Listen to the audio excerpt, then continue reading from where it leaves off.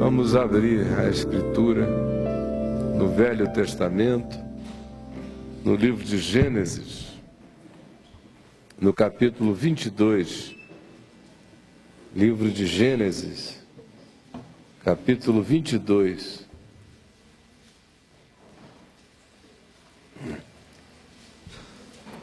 Gênesis 22.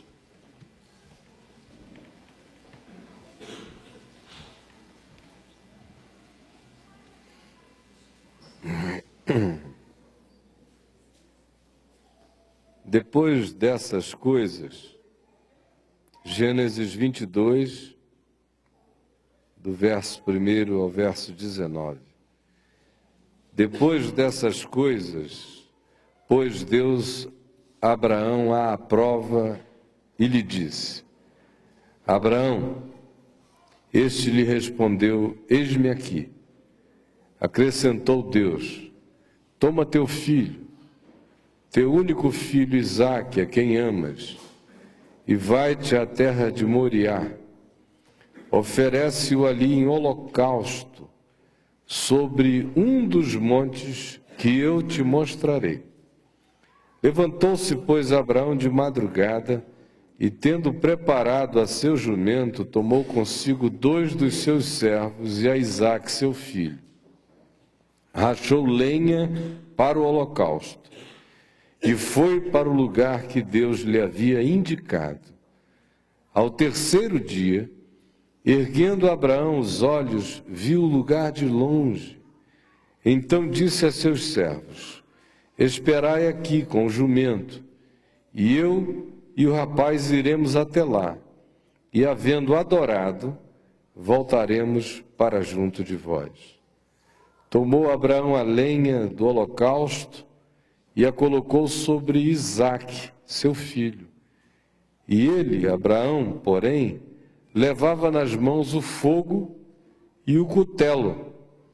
Assim caminhavam ambos juntos. Quando Isaque disse a Abraão, seu pai: Meu pai, respondeu Abraão: Eis-me aqui, meu filho. Perguntou-lhe Isaque: Eis o fogo e a lenha, mas onde está o cordeiro para o holocausto?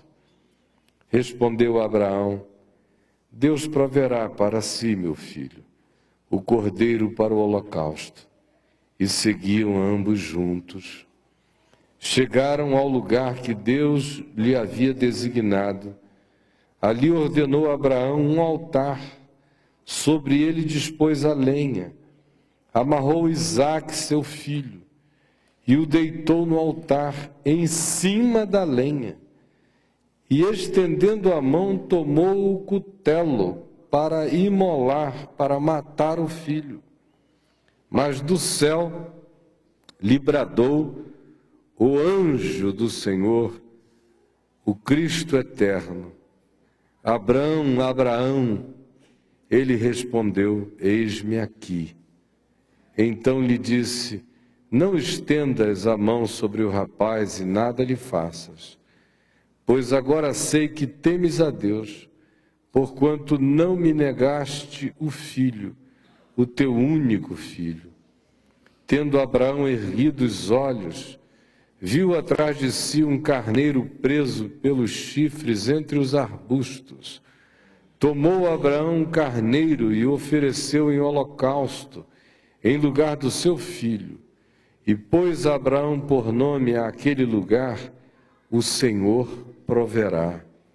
Daí dizer-se, até ao dia de hoje: No monte do Senhor se proverá.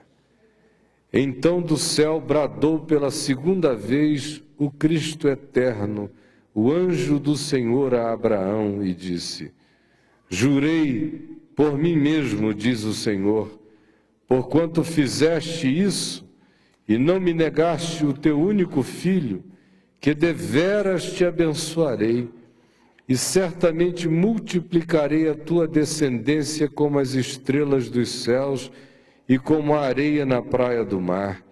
A tua descendência possuirá a cidade dos seus inimigos. Nela serão benditas todas as nações da terra, porquanto obedeceste à minha voz. Então voltou Abraão aos seus servos e juntos voltaram para Berseba, onde ali fixou residência. Olhem bem para mim, meus queridos irmãos e irmãs. Abraão é um homem que caminhou sob o signo dos abandonos, das renúncias, das retiradas. Tudo começa conforme a narrativa de Gênesis no capítulo 12, quando se diz que ele ouviu a voz de Deus que o retirou da casa do seu pai e o enviou para um lugar, para uma terra que lhe era absolutamente desconhecida, sem fixar-lhe residência, processo no qual ele esteve durante décadas e décadas, por aproximadamente 60 anos, peregrinando em terra estrangeira, uma residência mais demorada aqui, logo uma mudança para ali. O acossamento da fome chegava, eles tinham que se refugiar em algum outro lugar. Daí Abraão ser o pai dos hebreus, do Apuru, que significa aqueles que andam, que cruzam, que atravessam, que se mantêm em movimento, que se mantêm em processo, que não param nunca, os desinstalados em processo de movimento. E isso teve a ver não apenas com geografias, mas teve a ver com decisões existenciais, relacionais, a vida toda dele. Como eu disse, iniciou com aquela voz que dizia: sai da tua casa, da tua parentela, da casa dos teus pais e vai para uma terra que eu te mostrarei. E ele se levantou e foi. E se você for lendo do capítulo 12 em diante, no livro de Gênesis, o que você vai ver são esses movimentos, não apenas de um lugar para o outro. Quando tudo parecia estar relativamente instalado num lugar, ele se levanta para outro lugar por ordem divina, tanto quanto você observará a quantidade enorme de processos de separação, de renúncia, de afastamento, de tornar a vereda dele mais leve, à medida em que ele caminha.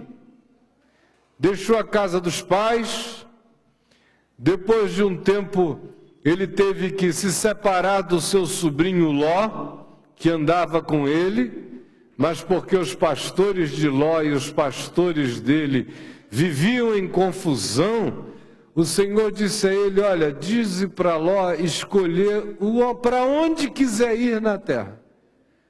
A prioridade de escolha é dele. Se ele for para um lado, tu vais para o outro, mas não é bom que haja divisão, conflito, guerra, problema entre tu e aqueles que são da tua parentela. De modo que ele disse a Ló: escolhe, Ló, aonde tu queres ir? E Ló escolheu as campinas do Jordão, porque lhe pareciam formosas, e foi armando as suas tendas cada vez mais na direção de Sodoma, aonde Ló veio a habitar.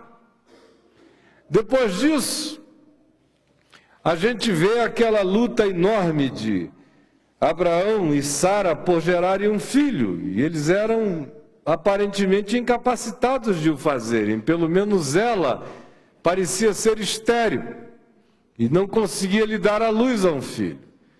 E sobre eles repousava justamente uma promessa que afirmava que a grande bênção de Deus na vida deles estabelecer-se-ia através do nascimento de um filho que deles haveria de proceder, do ventre de Sara. Mas décadas vão passando e esse filho nunca vem. a ponto de que Sara começa a envelhecer de tal maneira que ela vai entrando naquele processo de menopausa, de já não poder mais procriar, já não ovular. E depois de todas as tentativas, ela cansou-se, embora aquela fosse uma promessa recorrente.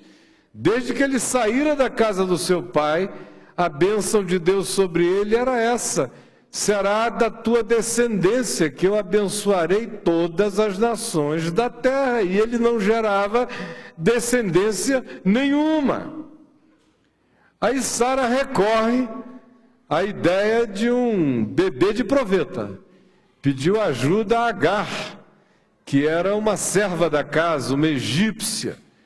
E disse a Abraão: olha, já que eu não posso te dar filhos, procria com Agar. Ela é jovem, ela provavelmente seja fértil, e assim, é possível que a promessa de Deus tenha sua sequência pelo fato de que o filho será teu, embora não seja do meu ventre. Como tu é que ouvistes a voz de Deus, dizendo: da tua descendência eu abençoarei a terra, não significa dizer que tem que ser do meu ventre, pode ser do ventre de uma outra mulher, mas essa promessa tem que se cumprir, porque da semente de Abraão proverá esse grande manifestar do amor e do abençoar de Deus sobre nações e nações, povos e povos no planeta Terra. Aí Abraão tomou para si a escrava Agar, que servente de Sara, e passou a ter relações sexuais com ela, e ela engravidou não muito tempo depois. E aí vem um terceiro corte na vida dele, bem dolorido, porque tão logo a criança nasceu, que se chamou Ismael, Agar, como diz o livro de Eclesiastes, quando você pega um escravo com mentalidade de escravo, com complexo de escravo, com cabecinha minimalista de escravo, com ambições frustradas de escravo, e o torna príncipe, princesa do dia para a noite, o coração dele fica insensato, tolo e não raramente surta. E foi o que aconteceu com ela, e é o que acontece com muita gente aqui entre nós, que não está acostumada a comer mel e quando come se lambuza. Você começa a favorecer a pessoa um pouco mais, ela tinha uma mentalidade tão minimalista, tão reduzida, que logo depois começa a se tornar abusiva. Mas não é por causa disso que o Evangelho manda que a gente volte atrás. O Evangelho manda que a gente trate a todos com toda a graça e ajudando e podendo fazê-lo, fazendo-o sempre. Agora, cada um viva com as consequências da insensatez que assuma. Com Sara e Agar foi isso que houve. Tão logo Agar deu à luz a Ismael, ela começou a se sentir ensoberbecida e superior à sua senhora, a mulher de Abraão, e passou a tratá-la mal, e passou a desrespeitá-la e a desconsiderá-la, de tal modo que Sara ficou completamente tomada de todos os sentimentos que vocês possam imaginar. Não consegue dar à luz, frustrada com isso. Pede ao marido que mantenha relações sexuais com a escrava para que por ela o marido tenha descendência e quem sabe ela ache um viés na bênção de Deus. E tão logo a mulher começa a dar à luz e com efeito o faz, passa a desrespeitar a sua senhora. E imaginem os elementos femininos que se combinaram na cabeça de Agar, a ponto de que isso se tornou para ela totalmente insuportável. E ela chamou Abraão e disse: olha, eu não suporto mais. Manda a escrava embora com o menino. E diz aqui, Gênesis 16, que isso foi extremamente penoso para Abraão. Ele sentiu uma dor enorme. e fez o que ela pediu. Lá, Pedro diz que as mulheres devem ser como Sara, que chamava Abraão de meu senhor, mas quem manda aqui é ela, em quase tudo. Meu senhor, e dava uma ordem. Muito interessante essa. Então, aí, não quero mais a mulher e o filho aqui. O Abraão, com um coração de galinha, pegou a Agar e o menino e mandou embora. A criança ainda era um bebezinho. Mas no deserto para onde eles foram, ele deu apenas alguns elementos básicos para a sobrevivência, botija com água, pão, e a despediu, a entregou ao deserto, como os pais de Moisés o entregaram à correnteza, a providência divina. E ficou doído.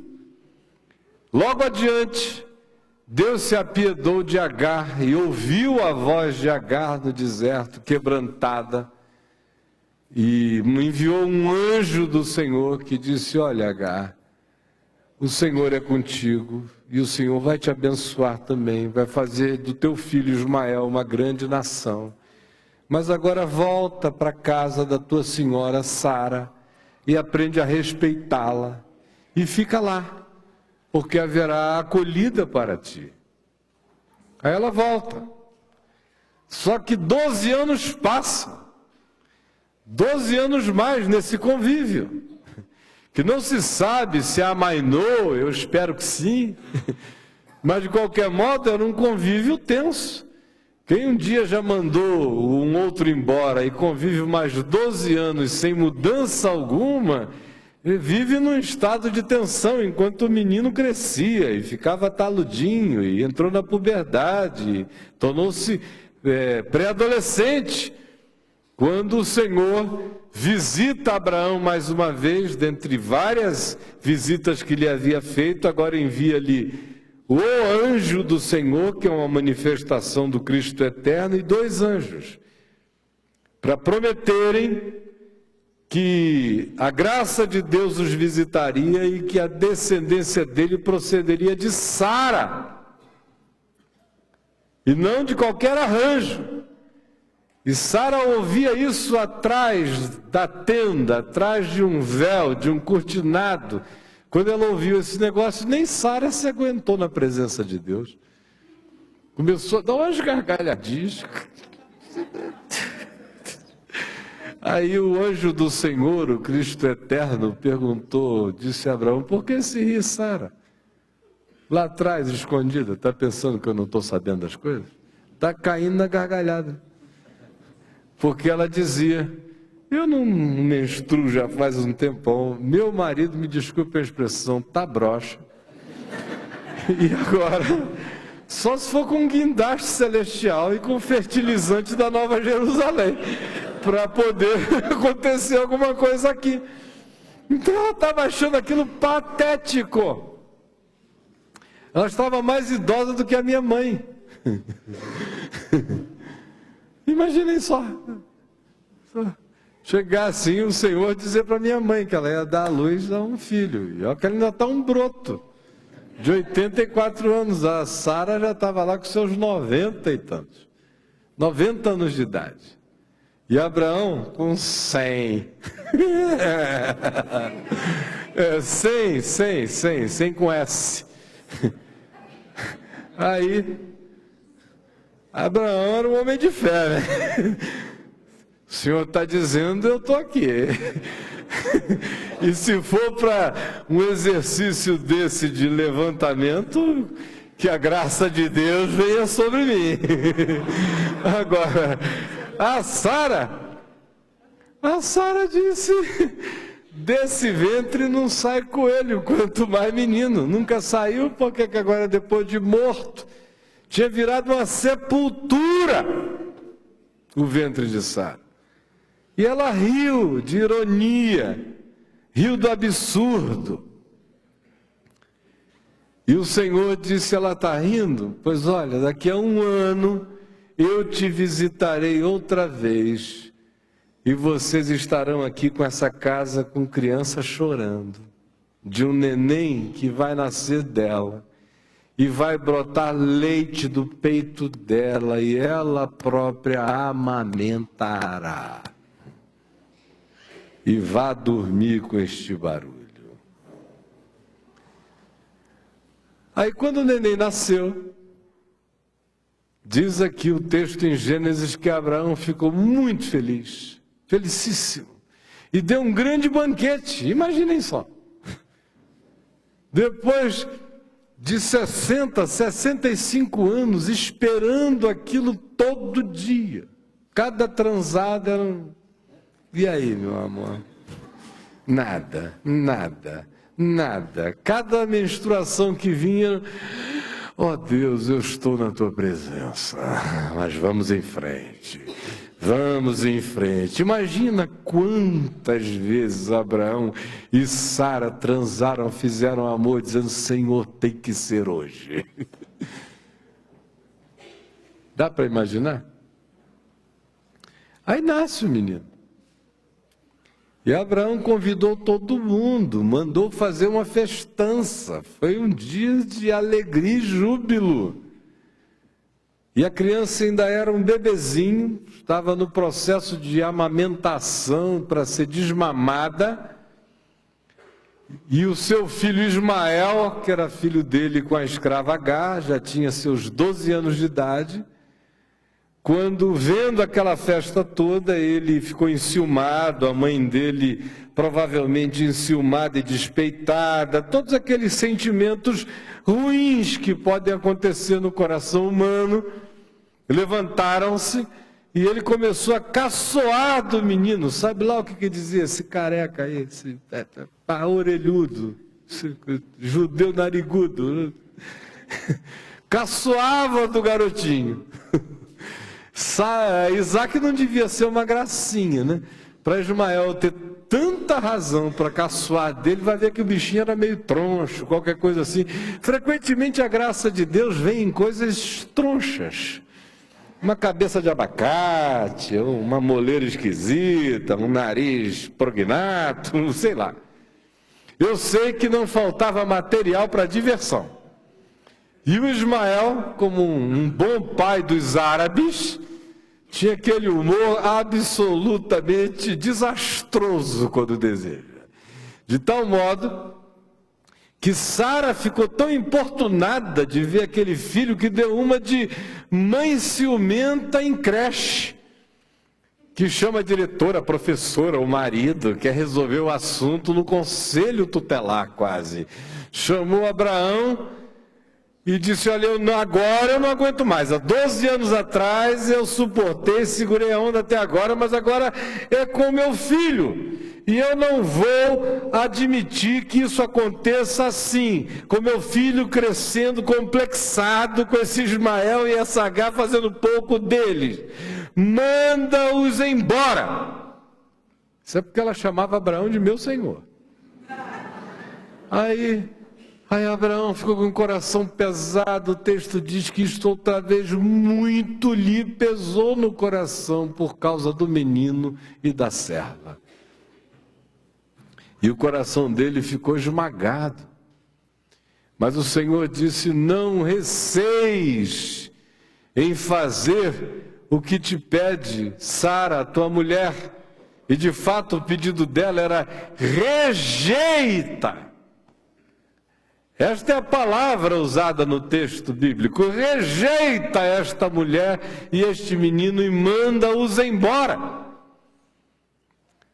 E Abraão teve que mais uma vez fazer um corte, uma renúncia. E pegou a Sara e o menino e abençoou o menino e fez provimentos como ele pôde e os enviou, com a promessa de que Deus os abençoaria, como de fato veio abençoá-los, porque havia uma bênção de Deus para Sara e para Ismael, e a descendência deles prosseguiu para Agar e Ismael, e a descendência deles prosseguiu. Todavia, aquela era a hora de se fazer mais um corte, se passar mais um cutelo. Um cutelo no cordão umbilical, lá na Mesopotâmia, em Ur dos Caldeus, um cutelo entre ele e o seu sobrinho Ló, o terceiro cutelo quando ele pela primeira vez mandou Agar e Ismael embora, e agora a quarta vez mais difícil, porque 12 anos se haviam passado, ele tinha amizade, convívio, carinho, relacionamento com o filho, e passa mais uma vez, e manda. Se o homem é o pai da fé, agora vejam como a fé vai se construindo com cortes, cortes, cortes, quebras, rupturas, abandonos no sentido de obedecer a voz. E aí chega-se nesse momento em que eu acabei de ler para vocês, quando o garoto agora, Isaac, já está com 12 anos de idade aproximadamente, na mesma idade que ele tinha despedido a Ismael. Ironia divina, o menino com 12 anos,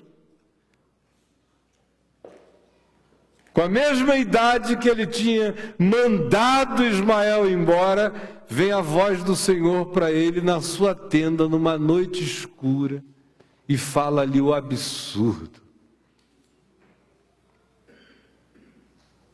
Abraão, e ele disse: eis-me aqui, Senhor. E o Senhor lhe disse: toma teu filho, Isaque, teu único filho, a quem amas. Ainda vem com esse detalhezinho sofisticado. Toma teu filho, teu único filho, Isaque, que era o filho da promessa, a quem amas, e o oferece-o a mim em holocausto, em sacrifício, num dos montes que eu te mostrarei, pelo amor de Deus. Em dias atuais, um cara que dissesse que ouviu Deus falar uma coisa dessa, a gente prendia numa camisa de força na mesma hora e internava sob 7 chaves. Um cara perigosíssimo. Pelo menos não venha com essa conversa para mim, porque eu prendo você na mesma hora. E se eu chegar com essa conversa para vocês, pelo amor de Deus, me algemem, façam alguma coisa. Aí você diz: ué, por quê? Porque hoje o Verbo já se fez carne, já habitou entre nós, cheio de graça e de verdade. Toda a revelação dele já me foi dada. E ele já disse: quem me vê a mim, vê ao Pai. E ele já disse qual é a palavra dele. E ele já nos revelou todas as coisas, de modo que Abraão vivia no tempo do mistério ainda oculto, nós vivemos agora no tempo do mistério revelado. Está dito, o caminho está todo definido. Mas Abraão vivia na era da subjetividade. Não havia ainda nem lei de Moisés, não havia escritura, não havia nada. Só havia subjetividade. E, aliás, a única perspectiva na qual Deus poderia falar com o homem tal coisa era numa era da mais absoluta subjetividade no que diz respeito à revelação e à relação dele com os seres humanos. Porque logo, na lei de Moisés já se proibiu tal coisa, e à medida em que a revelação evoluiu na consciência humana e se tornou abominável, e em Jesus a ordem é: ama o inimigo, ora pelo que te persegue, não existe a menor chance de que tal seja solicitado. Não dessa forma. Não nesses termos. Pega teu filho, teu único filho, Isaque, a quem tu amas, e leva-o a um monte que eu te mostrarei e oferece-o ali a mim em holocausto. Nesses termos, nunca mais.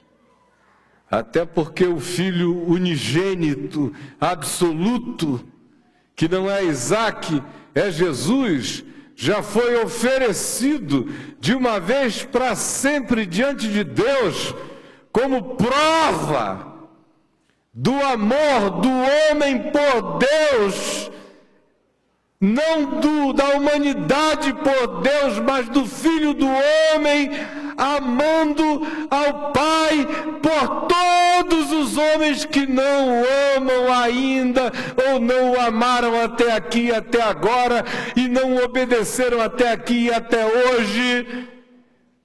No lugar de todos, Jesus disse: eis-me aqui, no teu livro está escrito a meu respeito, cumpra-se em mim toda a tua vontade. De modo que Jesus amou a Deus por mim, primeiro.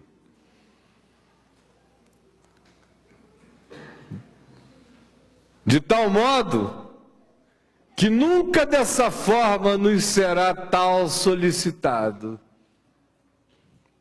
Mas a fé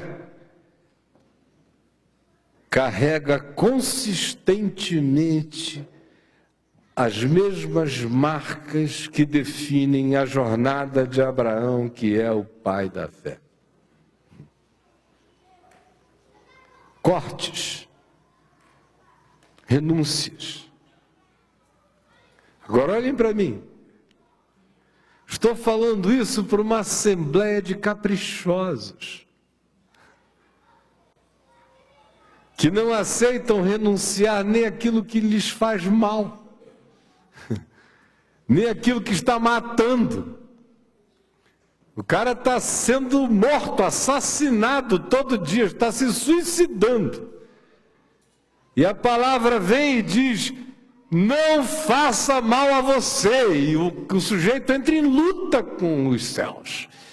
Senhor, me dá forças para eu não enfiar essa adaga no meu peito. Me liberta, Jesus, dessa desgraça que me carcome, mas que eu adoro tanto. Ai, me dá força para não continuar saindo com aquela mulher que destrói a minha vida, mas que tem uns cheiros incomparáveis. Ai, Jesus, me liberta daquele homem que não me ama, mas que me faz sentir uns prazeres esquisitos. Ai, Senhor Jesus, pelo amor de Deus, é um negócio danado. O cara rouba, vai ser preso, está sendo destruído, acabando com o caráter dele, está andando na direção da morte. Mas que dificuldade parar de roubar. Corrupção. Ai, Senhor, me dá forças para parar de me corromper. É mais ou menos nesse nível que a gente está lidando. Olha só a idiotice. Depois a gente diz que tem fé. Eu vejo pessoas aí em pânico, me pedindo oração. E alguns em angústia profunda e revolta com Deus, porque o pai ou a mãe de 90 anos morreram. De vez em quando eu encontro alguém que está de mal com Deus. Eu digo: por quê, meu irmão? Porque o Senhor levou meu pai. Eu digo: Pela idade dele eu já vejo que o cara não podia ser tão novinho, porque ele já está virando o cabo da boa esperança em si mesmo. Aí, qual é a idade do teu pai? 90 anos. Eu não aceito isto. Pelo amor de Deus, quando alguém, além de Jesus, venceu a morte no planeta Terra desde sempre, a gente já não sabe, nasce sabendo que vai morrer, mas os caras querem parênteses familiares. Meu pai não, minha mãe não. Esse corpo aqui, ó, já foi novinho. Cada ano ele vai ficar mais esbagaçadinho. Vocês vão assistir. Até chegar um dia em que ele vai se consumir. Mas nada mais natural. E olha, eu acho lindo esse processo. No entanto, tem gente que luta contra os fluxos naturais da vida, quanto mais em relação àquilo que Deus nos peça para fazer da gente, de meninos idiotados, em homens e mulheres genuinamente andando na direção dos patamares e das dimensões mais elevados da consciência de Deus, da amizade de Deus, do amor de Deus, da entrega a Deus, do mergulho em Deus, a ponto de que Abraão foi chamado amigo de Deus. Nossas lutinhas são essas aqui, com esses caprichos. E nós pensamos que nós somos gente de fé? Nós somos uns idiotas de umas crenças bobas que nos reúnem aos domingos à noite, em alguns horários durante a semana. Mas fé, gente, ainda anda muito longe do nosso coração. Fé para a coisa mais básica, que é sai da tua casa, da casa do teu pai, da tua parentela e vai para onde eu te mostrarei. Eu não posso mudar de cidade jamais, para longe da casa de papai e de mamãe nunca. Ai, meu Deus, pelo amor de Deus, eu vou entrar em pânico, vou cair em depressão. E olha, isso é com um contrato assinado, com emprego garantido, com um monte de coisa, é para ganhar bem. E o cara não vai. Abraão saiu sem saber para onde ia, ainda com a mulher e um sobrinho que perturbava. Aí aguenta aquilo anos, sustenta o sobrinho, leva o peso para lá e para cá, e o sobrinho dando trabalho. Aí chega uma hora, o Senhor diz, olha, deixa o sobrinho ir. Aí ele ainda tem que dizer ao sobrinho, olha, escolhe o melhor. Não tinha nem a prerrogativa de tio, de dizer, olha só, meu filho, eu já estou velho, cansado, já trabalhei demais. Então, é direito, é uso capião de capricho que eu já adquiri, decidir qual é a melhor terra e o melhor pedaço para eu estar. Não, nem isso Deus deu a ele o direito de fazer. Deixa ele escolher o melhor. E se ele escolher para lá, vai para lá. Porque aonde pisar a planta dos teus pés eu te abençoarei, mas dá a ele o poder da decisão prioritária e livre. Aí vem essa história de Agar. Vamos gerar um filho pelo ventre dela, não será meu, mas a semente é tua.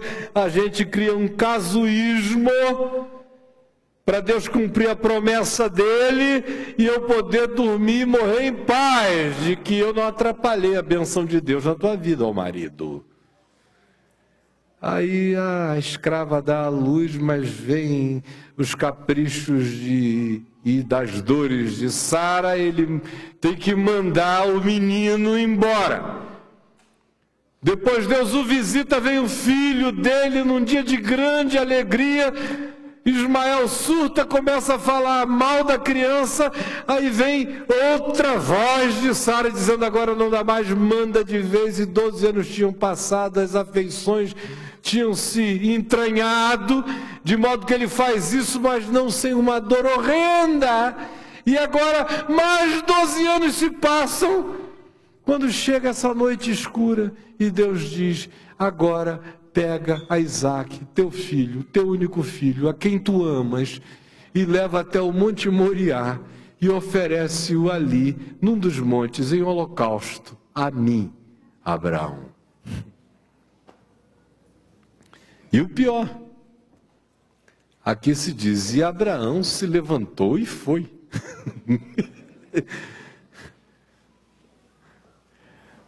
A gente ia reunir um grupo de pastores, de irmãos. A gente iria procurar todos os conselhos e o primeiro que a gente encontrasse iria logo dizer: não faz isso não, rapaz, não seja doido. A gente dizia: realmente Deus não falou comigo. Foi impressão minha. Como eu vi num documentário do History Channel, outro dia um idiota dizendo que não foi a voz de Deus, foi um ET do mal que falou com Abraão. Foi um intergaláctico das trevas. Mas não foi a voz de Deus. Mas ele se levantou e foi. E olha a viagem. O drama dessa viagem. Levanta-se de manhã, pega o seu jumento, 2 servos, o filho, reúne lenha, bota a lenha sobre o ombro do filho. Os servos vão levando o jumento, e ele vai numa mão com uma tocha, na outra mão com um cutelo, com um machado. Quando chegam a 3 dias de viagem, vieram de Berseba, no extremo sul, andaram até Jerusalém. O Monte Moriá está em Jerusalém, que naquele tempo não tinha nenhuma população à volta, exceto um povoadinho pequeníssimo embaixo, chamado Jebus, dos Jebuseus. E o Monte Moriá solitário, sobressaindo sobre as demais montanhas, ele todo liso em pedra. E quando ele viu ao longe o monte, o Senhor disse a ele: deixa aqui os 2 servos e o jumento e vai sozinho com o garoto, porque esse espetáculo é inassistível, é absurdo, está para além da imaginação, nenhuma mente pode processar. Aí ele diz: ficai aqui, e eu e o menino iremos, e tendo adorado, voltaremos para junto de vós. Tendo adorado, voltaremos para junto de vós.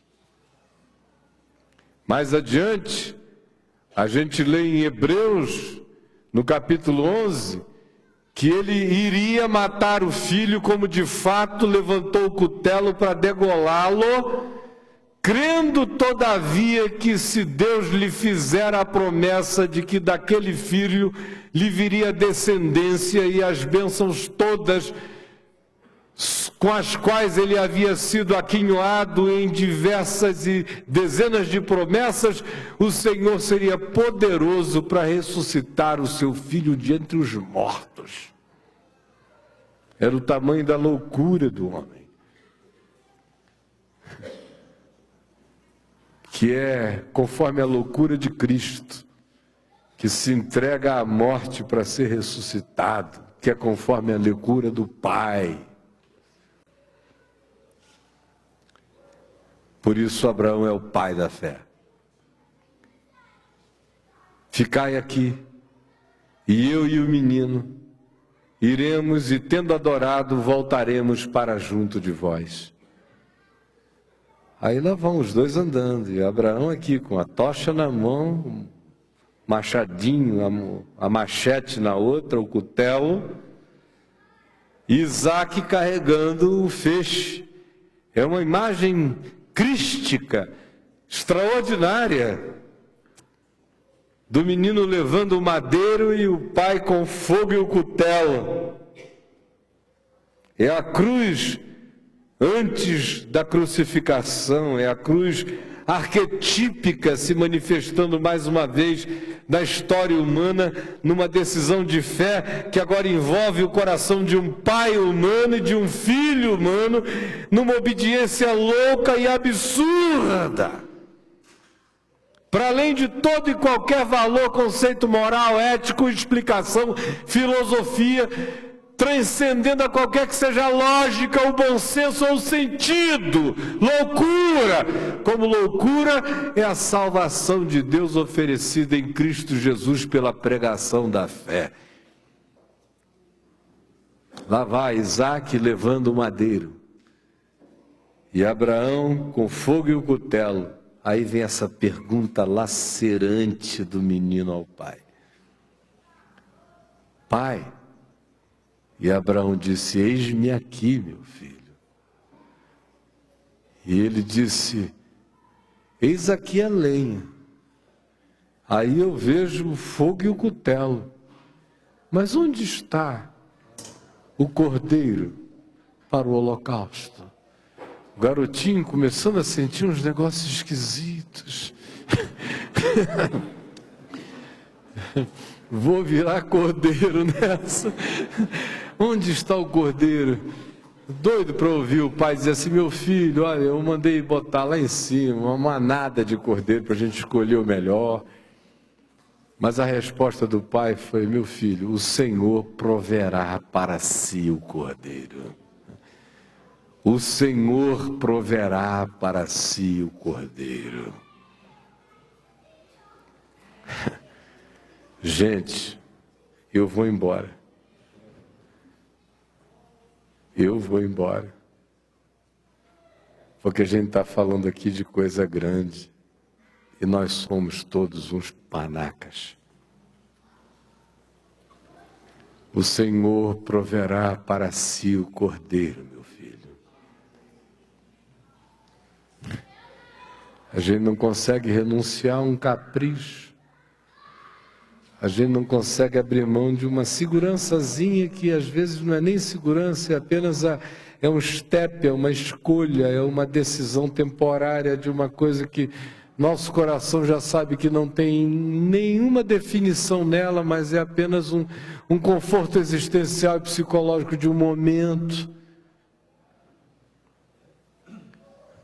A gente briga e faz confusão e luta com Deus e com a vida por causa de situações que são de Barbie. São conflitos de Barbie e Ken. Que a gente leva em oração diante de Deus. Ó, Pai! Pelo amor de Deus, eu vou embora. O Senhor proverá para si, meu filho, o cordeiro. Aí chegam lá, e Abraão, num silêncio horrível, o garoto mudo, o pai petrificado, vai fazendo tudo o que tem que fazer, amontoa pedras, pega a lenha de cima do filho, arma sobre o altar, ateia fogo, e o garoto olhando em perplexidade, apavorada, dizendo, meu Deus, que louco é esse, que Deus é esse, que voz é essa, que pai é esse, que devoção é essa, quem sou eu? E Abraão amarrou o filho, o deita sobre o altar, ateia fogo embaixo, o fogo começa a crepitar, e ele se prepara com o cutelo na mão. Imaginem esse menino olhando para o olhar daquele pai, alucinado por ele, que o amara mais do que tudo, que o esperara mais do que tudo, que o quisera mais do que tudo, aparentemente, que o aguardara contra a esperança. E que nem pedira licença à mãe para fazer tal coisa. A mãe já tinha mandado ele ter filho com quem ele não podia, já tinha mandado ele mandar embora, já tinha mandado ele trazer de volta, já tinha mandado mandar de novo. Agora era uma hora dele, de Deus e de mais ninguém, e o garoto olhando para ele, em silêncio, em temor. E ele vai baixando o cutelo com tamanha veemência, que diz a narrativa do livro de Gênesis, que o anjo do Senhor lhe bradou com insistência, Abraão, Abraão, Abraão! Porque ele ia descendo o cutelo com toda decisão para degolar o filho. e teve que bradar com intensidade: Abraão! E Abraão voltou-se, e o anjo do Senhor, que é o Cristo eterno, que é o mesmo da cruz, o mesmo que se deu por nós, no lugar de Abraão, de Isaque, de Jacó, de mim, de todos nós, disse: agora eu sei que tu temes a Deus. Agora.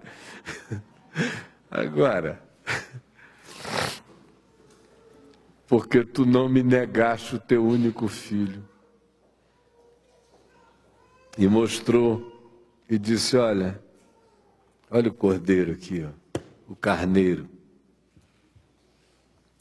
Pega esse bichinho aqui, coloca-o no altar, no lugar do teu filho, e imola-o.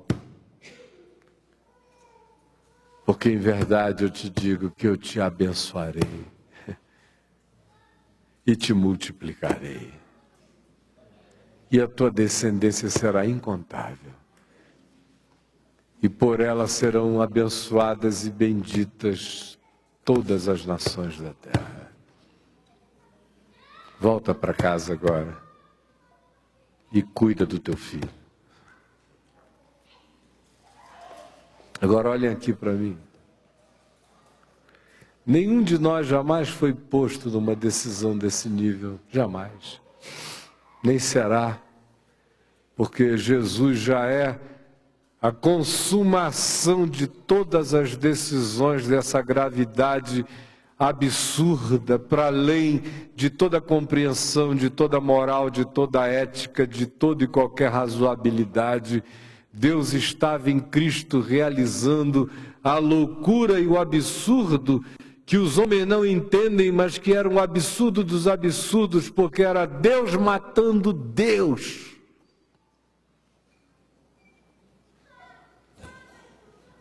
Era Deus tirando de todos os universos a Deus. Era Deus morrendo. Essa é a loucura. É Deus matar Deus. É o cordeiro imolado por todas as criaturas, por todas as criações, por todas as dimensões, por todos os mundos, por todas as eras, de todas as eternidades anteriores a qualquer outra eternidade, aeon, tempo, referência, existência, percepção e consciência que tenham existido no passado, no presente ou em qualquer que seja aquilo que chamemos de futuro. Está consumado.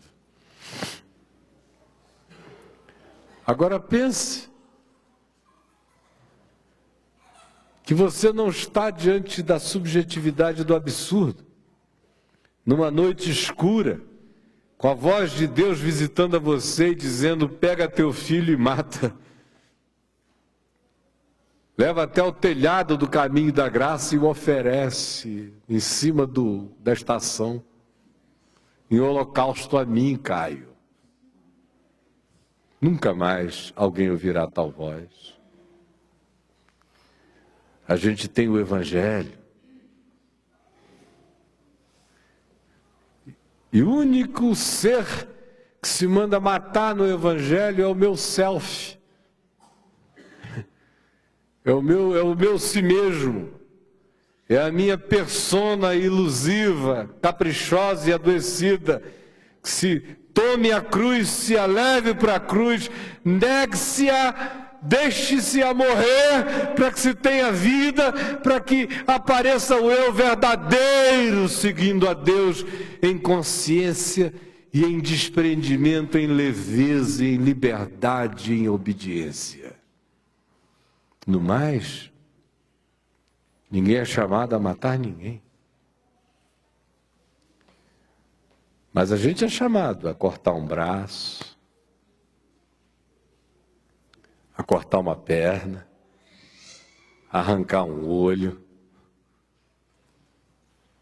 Coisas essas que nós não queremos mais saber delas, porque a religião criou um rolo compressor de adulação, um circo de fanfarrices tão pernósticas e tão avassaladoramente distanciadoras do nosso coração em relação ao que seja coragem de ser em Deus e para Deus, que qualquer palavra que não nos adule o ego, qualquer palavra que não nos seja uma promessa de que nada em nós jamais será pedido, de que nós viveremos apenas de acréscimos e de extensões, é por nós imediatamente rejeitado e repudiado, especialmente nessa geração.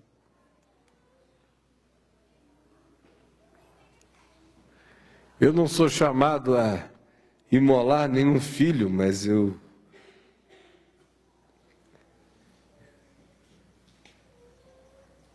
nunca tive que matar um filho, o que me deixa numa situação extremamente confortável, confortabilíssima situação de sepultar um filho que eu não matei.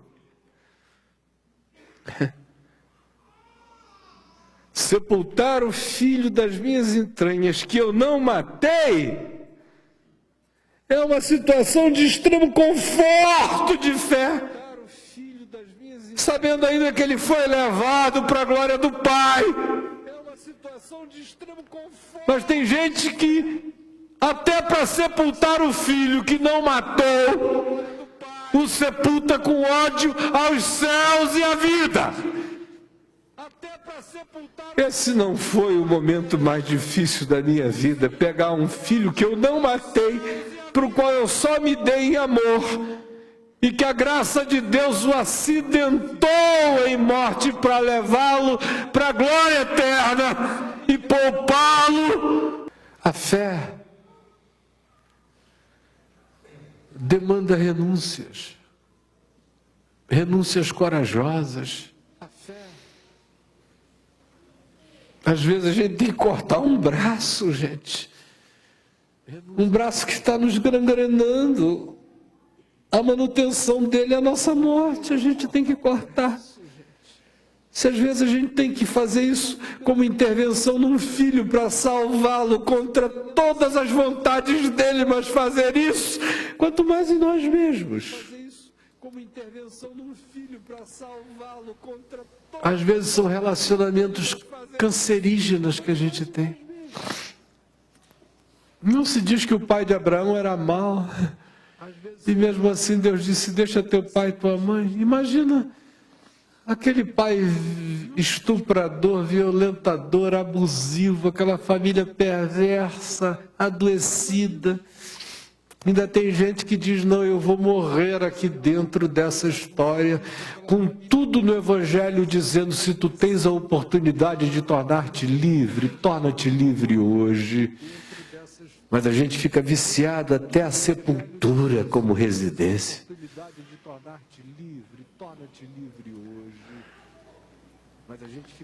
Ló é chamado de um homem bom e justo, o sobrinho de Abraão. Mas porque houve desentendimento entre pessoas ligadas a eles, o Senhor disse: deixa ele ir, e deixa ele escolher o melhor. Mas porque houve desentendimento entre pessoas... Agora, às vezes, a gente está ligado a cretinos, a canalhas, a safados, a doentes, a tarados, a abusivos. Agora, às vezes, a gente está ligado a cretinos. E a gente não tem a coragem de se ver livre de algo que está nos matando, quanto mais a coragem de ficarmos livres de algo que não é ruim. O cara tinha Deus na vida dele, Ló.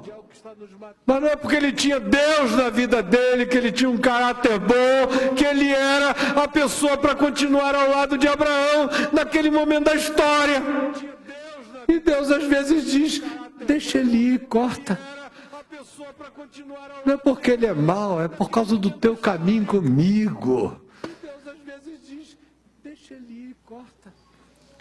Agar não era má, e nem Ismael também. A circunstância é que não inspirava vida, não traria vida, não cumpriria a promessa. E nem Ismael também. A circunstância... Manda ela embora. Não traria vida. não cumpriria a promessa. Isaac era a promessa. Era a promessa. Agora veja aonde Deus chega quando a gente quer andar com Ele e ficar amiguinho dele mesmo. Era a promessa. Agora veja aonde Deus chega. Em Isaac serão cumpridas todas as minhas promessas na tua vida. Aí chega a hora em que Abraão tem que aprender a última lição. Serão cumpridas todas as minhas promessas. De que é melhor Deus sozinho, sem promessa nenhuma, do que todas as promessas de Deus sem Deus nelas. Porque às vezes, gente, a gente fica cultuador da promessa de tal maneira que a gente se esquece, se desapaixona do Deus das promessas. É o que eu vejo acontecer toda hora com pessoas que vão ficando tão aferradas à bênção de Deus, à bênção de Deus, à promessa de Deus, ao sucesso em Deus, à realização em Deus, à felicidade em Deus, ao contentamento em Deus. É tanta expectativa pelo que de Deus procede que Deus já não importa. Ao contentamento em Deus. E aí, antes que chegue esse dia, antes que o culto à bênção se torne uma idolatria, antes que o culto à boa esperança se torne uma desgraça, antes que o culto aos bons e retos desejos se torne um fim em si mesmo, tenha coragem de dizer a Deus: eis aqui os meus filhos. Tenha coragem de dizer a Deus: se tu quiseres levá-los todos, leva-os.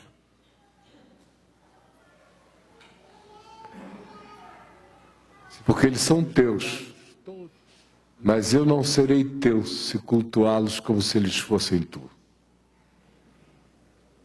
Porque eles são teus. Está pensando que a fé é feita de brincadeira mesmo? Cultuá-los como se eles fossem tu. Eis aqui o meu emprego. Eis aqui esse amorzinho que eu sinto por essa menina, por esse carinha, por essa cor cócega. Gostosa, que você não pode nem chamar de raiz de vida, de promessa, conforme era Isaac na vida de Abraão, mas para você já é uma eleição da qual você não abre mão. Aí, a verdadeira bênção, a verdadeira promessa, a verdadeira graça nunca se cumpre na sua vida porque você vive agarrado com Agar, com Ismael, com o viés, com a minha volta, com o capricho, com o desejo do outro, com as suas próprias idiosincrasias batizadas de minhas esperanças humanas em Deus.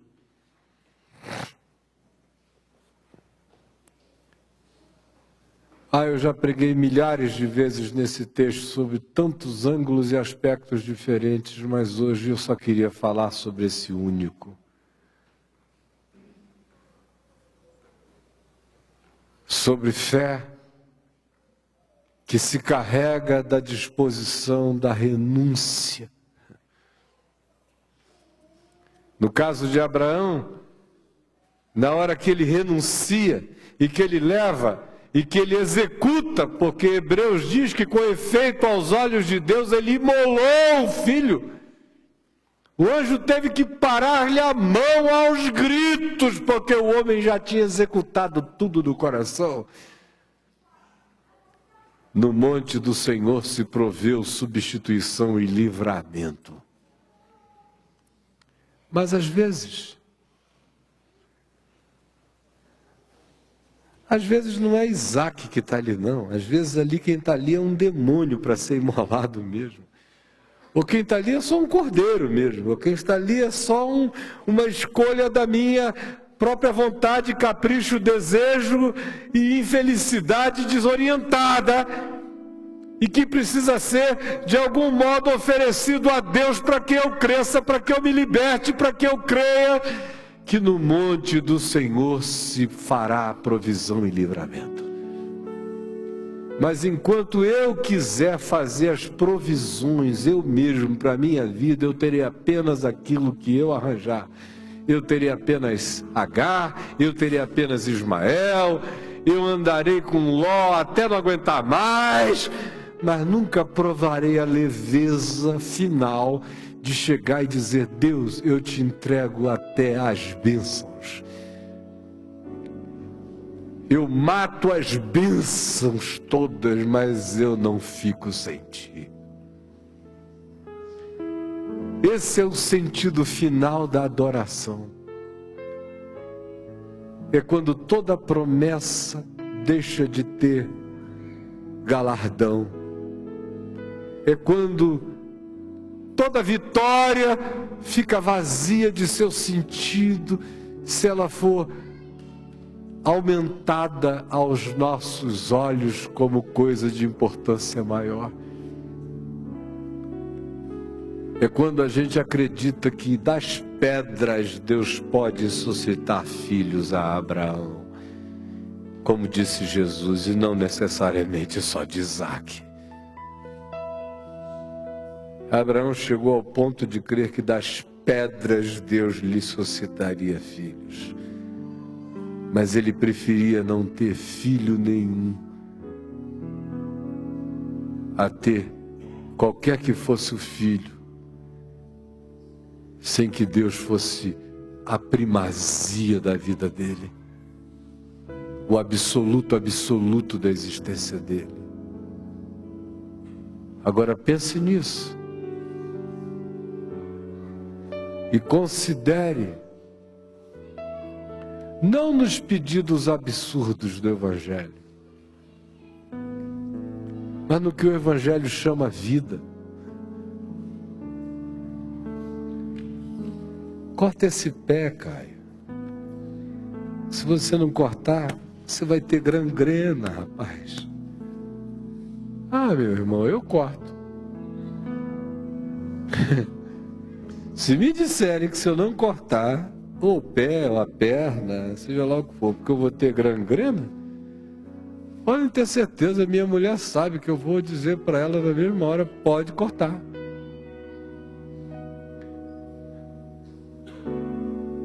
Como Jesus disse, é melhor tu entrares inteiro na vida do que tendo os dois membros seres lançados na morte. Esse é o paradoxo do Evangelho. Quem corta um membro para preservar a essência não perde nada, fica inteiro. Mas quem corrompe a sua essência por causa do capricho, entra inteiro no nada. Arranca um olho, se descapacite humanamente de alguma coisa para ver melhor, para enxergar melhor, para entrar melhor na ambiência da totalidade em Deus, do que dizer: eu não perco nada, eu seguro tudo, eu agrego tudo, eu não posso ficar sem fazer todos os agregamentos. Isso vai diluindo no processo.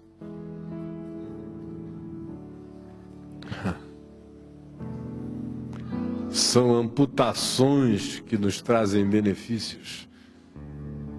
O Evangelho, no máximo, pede isso de nós. Não está mandando matar o filho. Está mandando você fazer escolhas para a vida. Mas parece que eles são tão penosas. Dá razão a Deus. Abraão creu em Deus contra o absurdo. E a gente não crê em Deus nem no fluxo da mais absoluta razoabilidade do sentido da vida. E às vezes até do testemunho da verdade que a gente tem dentro de nós, mas que a gente não quer seguir nem obedecer. A que você chama isso? De fé? Honestamente, renomeie e recategorize o que existe no seu coração até que isso se torne fé. Mas eu creio que o Espírito de Deus está suscitando fé em nós e decisões e a consciência de que andar com Ele implica em desenvolver a capacidade de, não por deliberação, mas por obediência, frequentemente cruzar outra fronteira. Deixei papai e mamãe, deixei sobrinhos e primos e pessoas queridas, me separei e deixei que algo que me era tão importante, ou pelo menos fazia parte de mim, eu botei minha semente ali, fosse. Depois, posso até, por ordem divina, acolher, mas pode chegar a hora em que eu tenho que despedir para sempre. E pode ser que chegue a hora em que seja a própria essência das minhas esperanças que eu tenha que oferecer no altar de Deus e dizendo: no monte do Senhor se proverá. Mas de um modo ou de outro eu sei que eu voltarei para casa tendo adorado. Porque no monte do Senhor se proverá. Porque no monte do Senhor se proverá. Repita comigo: porque no monte do Senhor se proverá. Mais uma vez: porque no monte do Senhor se proverá. Em nome de Jesus.